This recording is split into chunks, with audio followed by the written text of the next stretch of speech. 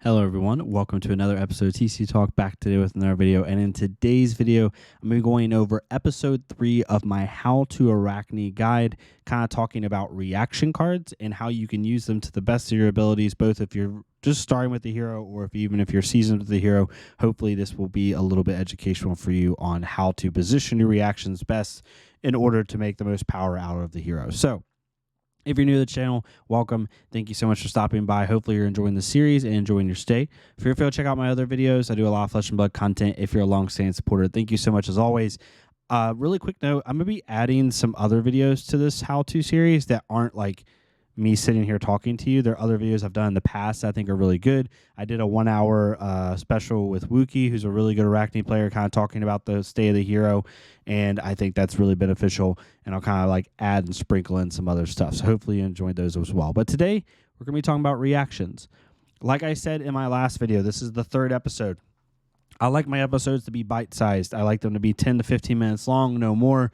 I want you to be able to get through these quickly and be able to have a general good understanding, and then you just play the hero and have your own fun with it, right? I don't want them to be like big slogs you have to, just dredge through and figure everything out. So if this is kind of a shorter video, that's the purpose of it, right? It's not meant to be super long, especially if we're talking about just reactions. I can give you my thoughts on each one. There's a bunch of reactions that Arakni can run. Not every reaction is going to be shown in this video. I'm only showing you the ones that I think you should pay attention to the most, focus on the most. If you want to have fun with the other ones, definitely go on Fabiary and look up assassin reactions and see which ones you'd want to run. There are some reactions that are around the stealth mechanic instead of the contract mechanic, which is meant for the blitz version of Arakni or meant for Uziri, honestly, and in general. There's also like budget versions of cut to the chase, like short and sharp, which is more of a draft card. But overall, these ones I'm going to show you today are the ones that you should care about the most. So we'll get right into it. I'm going to have them pulled up just like this. So the first one I want to talk about is cut to the chase. This is your bread and butter attack reaction. This comes in at red, yellow, and blue. Red, it gives you a +3 to a contract card. Yellow, it gives you a +2, and blue gives you a +1. So there's several layers to this reaction on why it is so good, and we're going to talk about it. Let's just look about the card in general. First off, it's a block 3. Amazing for Arakni. Arakni is a fatigue first deck. It is a block efficient deck. You want to have 3 blocks. You want to limit the amount of 2 blocks you run in your deck, and because of that, cut to the chase just fits it. If you have to block with it, it's very efficient, right? Be able to block 3. The second reason that cut to the chase is really good, other than just helping your attacks hit, is it allows you to look at the top card of the defending hero's deck. You may put it on the bottom. So it gives you another, basically Arakni ability on top of that. So if you attack with Annihilate the Arm, so you're looking for attack action cards like we talked about last video, and you use Arakni's ability to look at the top card of the deck, and it's not an attack. And so you bottom it, right? Then if you play cut to the chase, you're able to look again and see, like, is it an attack? If it is, like, okay, good. I'm going to keep it on top, and hopefully this attack hits. If it's not an attack, you're like, oh, I can bottom again, right? And you're able to bottom 2 cards and really dig to try to get that silver. What it also allows you to do is just bottom a card, right? So, like, and there's been even times where I thought an attack was going to hit, and it wasn't. So I ended up bottoming it, right? So I had times where I attack reacted, but they had like super blocked, and I didn't. It's like there was like a key card like Art of War on top, and maybe I played I had 2 cut to the chases in my hand. This is kind of situational, but it shows you what you can do. And I played up 0 for 4 with 2 cut to the chases.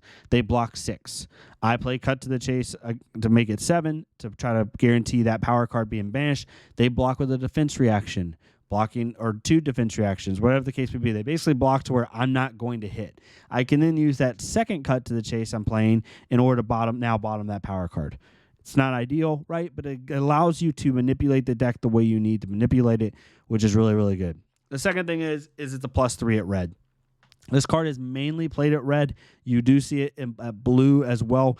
Most of the time you'll find in Arakni, players are going to do one of 2 things. They're either going to block you exactly and force you to have an attack reaction, or they're going to overblock by 2 typically. They're going to block 6 on a 4 power, or they'll block, usually even on Annihilate the Arm, they'll block 6 on a 5 power. So having the +3 is really nice to get over that overblock, and having the +1 is really nice at blue to get over that exact block. The yellow is not quite as efficient because if they block 6 on a 4 power, the yellow doesn't do anything, and the blue can be used for pitch, so at least has a different use case. But when it comes to cut to the chase, you typically want to use this at red and blue. So hopefully that helps, but it allows you to get those contract cards to hit. Remember, it only can be used on contract cards. Target assassin card with contract. The next one is Shred. So Shred comes in at red, yellow, and blue. Red goes -4 to an attack, to a card defending an attack. Yellow gives -3 to a card defending an attack block, and blue gives -2 block to a card defending one of your attacks. So these all have different use cases. For what you're seeing right here in front of you, red Shred is really good against defense reactions, because if I attack with a 0 for 4, like Plunder the Poor, and I say, it only can defend. The thing about Shred is it only can be used if they actually defend with a card. So let's say they say no blocks. I say, okay, no attack reactions, and then they defend it with a Sink Below. You're able to play red Shred on that Sink Below, and now that Sink Below blocks for 0. So that's really, really powerful. Yellow is really good because it helps eliminate a 3 block that was used to block a card. So if they block your 0 for 4 Plunder the Poor with 2 3 blocks at 6, you can yellow Shred it and make one of those 3 blocks go to 0. So now they're only blocking 3, and now you're going to hit for 1 and banish a card off top of their deck, right? So it's really good for that. And then blue Shred, not as useful, but people normally run it because it's a blue pitch that blocks 3 that also can give -2 to a block, which is really nice. Honestly, blue Shred, the funny thing is I've used it the most for daggers, right? Like if an opponent's at 1 or 2 and they block a dagger for 2, I will just shred it. And now they're at 1 or they're at 0. I've killed so many people off blue Shred shredding a dagger because it says target card defending an assassin attack. It doesn't have to be an action card. So Shred is very, very powerful to be able to minus the opponent's blocks after they've already committed cards to try to stop your attack. You're able to basically tell them those cards do not matter. Very, very powerful. The takeaway with Shred, though, is this. One more plus for Shred is it doesn't have to be a contract card. You can shred a dagger. You can shred a hurl. You can shred any assassin attack, right? So it doesn't have to be a contract card, whereas like Cut to the Chase had to be a contract card. The one downside to Shred is they have to defend with something in order to use it. If they do not defend with anything, this card is literally dead in hand. Not very fun to use. It's a card that you typically actually don't want to arsenal, because if they decide, I'm just not going to block you because you're not giving me enough threats to care about, then it can just get stuck. So you have to be really careful on who you use Shred into and who you don't. I used to mainboard Shred. I used to have yellow Shreds and blue Shreds in my main with reds in my side. In a heavy aggro meta where they just don't care to block you, you might want to run Shred in the sideboard, right? Because Shred's really good against decks that like to block, right? So if you're playing a Bravo or a Dorinthia, or because Dorinthia does block against you normally, or you're playing, any deck that's like a value deck, right? A mid-range deck, a Dash, really good in 2. Those are kind of cards that are really good to play Shred, or heroes are really good to play into Shred. But decks like Fi and Causus, even Dromai, like the all-red version, they typically don't want to block you a whole lot. So because they're trying to create a board state that you can't deal with. So Shred might not be as useful, so you can take it out for those matchups. Another thing that Shred's really good into is temper equipment. So temper says at the end of the chain, this gets -1 for once it blocks the end of the chain. If it's at 0, then it's destroyed. So like, for example, Courage of Bladehold for Dorinthia has 2 block. The first time you block with it, it gets a -1 counter. Second time you block with it, it gets another -1 counter. It goes to 0, and then it's broken. It doesn't work anymore. It's dead. The good thing about Shred is it will make it go to 0 immediately, right? So if they block with Courage of Bladehold and you shred Courage of Bladehold, it will be at 0 when the combat chain closes, which means it is destroyed. So opponents have to be really careful to not play temper equipment against you when it comes to using Shred. So Shred can be very powerful. Not quite as good as Cut to the Chase, but it also depends on the decks you're playing against. It could end up being better, and being able to run these at multiple colors is very useful. The next one, which is one that's coming out here in Heavy Hitters in a month and a half at this point, is Causus of Tendency. Now, this card is not out yet at the time of recording this video, but I had to bring it up because it's going to change the way Arakni plays.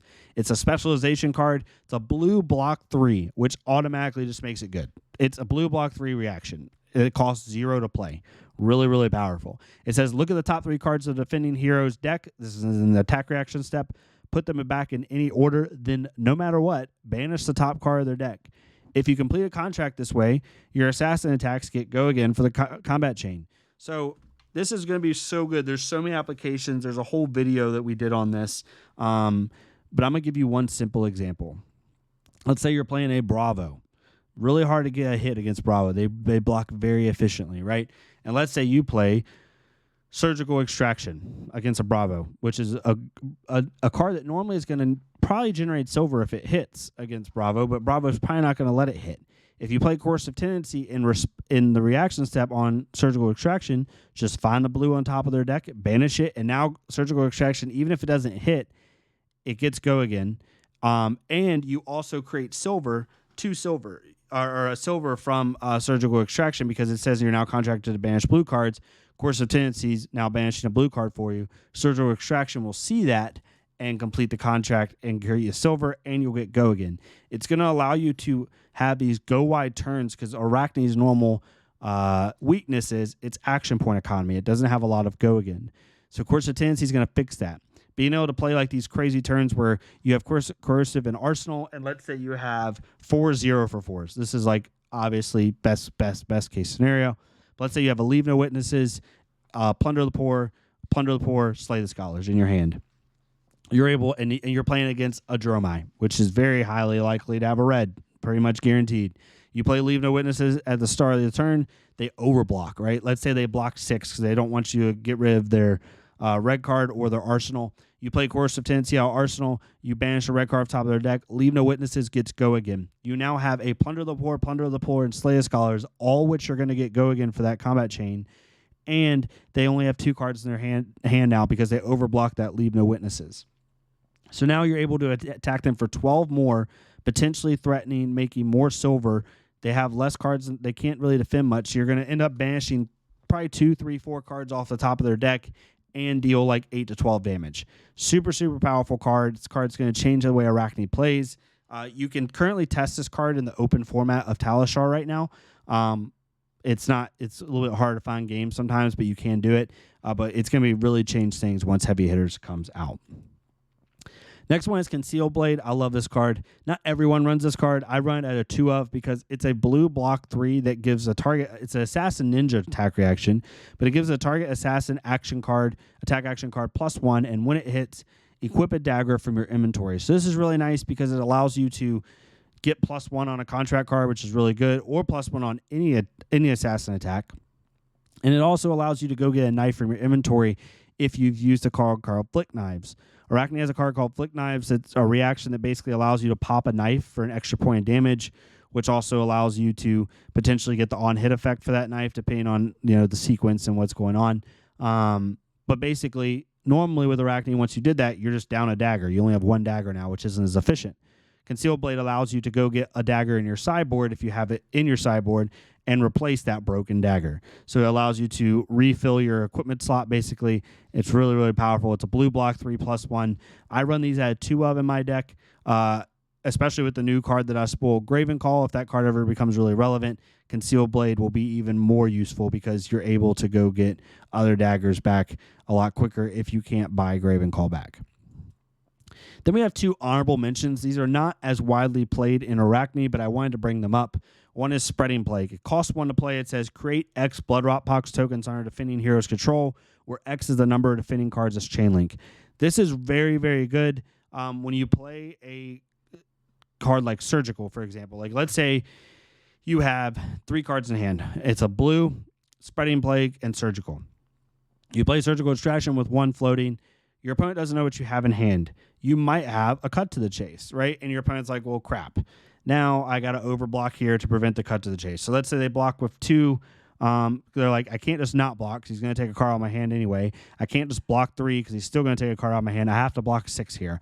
And you know what? Just to prevent him being able to play Cut to the Chase, I'm going to block with 6, but 2, 3 blocks, and I'm also going to block with a piece of equipment. So I'm going to block 8.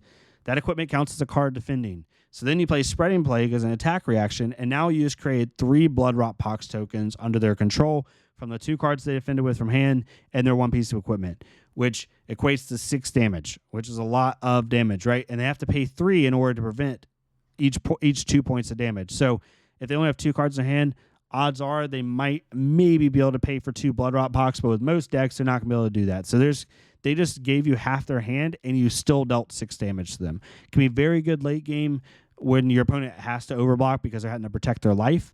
It's a very, very good late game card. You see it a lot in Uziri, not as much in Arakni, but you could see it here in the future, and it's definitely a card I think you should try out just for fun. And then this is the ultimate. No one runs this card, I'm not going to lie to you, but I enjoy the crap out of this card. It's Knives Out. Your daggers get +1 this turn. I think this card is so much fun to play. It's a 0 block 3. It allows your daggers to attack for 2 that turn. You can really put your opponent in a weird spot. There's times where I play this card for fun, and there's times where the opponent's been like 3 or 4 life. I dagger for 1, and I play Knives Out in response, and now it's a dagger for 2, an attack reaction step. And then they let it hit, and then my next dagger comes in for 2, and it's threatening lethal, and they're like, well, crap, now I got to block this. And they can't block with equipment because of the piercing. So really, really funny. I think this card actually is really decent if you're playing Graven Call, because if you bring Graven Call back as a 2-power dagger, and then you play Knives Out, all of a sudden your dagger's coming in for 3. It's not world-ending. It's probably not going to make a competitive list, but it's really fun. I enjoy it, and I wanted to put it in here because I want to have a little bit of fun to this serious series. So if you want to try this out, if you find it in your Outsiders packs, definitely give it a whirl. Play a 1-of just to throw your opponent off, have some little mind games, some little fun with it. But typically, it's not as mainstay of a reaction. But that's the main reactions you should be looking at for Arakni. Hopefully you enjoyed this type of content. If you did, please leave a like, comment, subscribe. If you have any questions that I did not cover down below, please leave a comment down below. I'll do my best to answer them, even if this is way later that you're watching this, months down the road. Definitely leave a comment. I'll try to answer it. I usually answer most all my comments that are asking questions. But thank you all so much. If you don't want to leave a like, comment, or subscribe for me, go to another creator, leave a like, comment, subscribe on their stuff so we can get more people seeing this game. And I'll see y'all next time on TCG Talk. Thank y'all so much.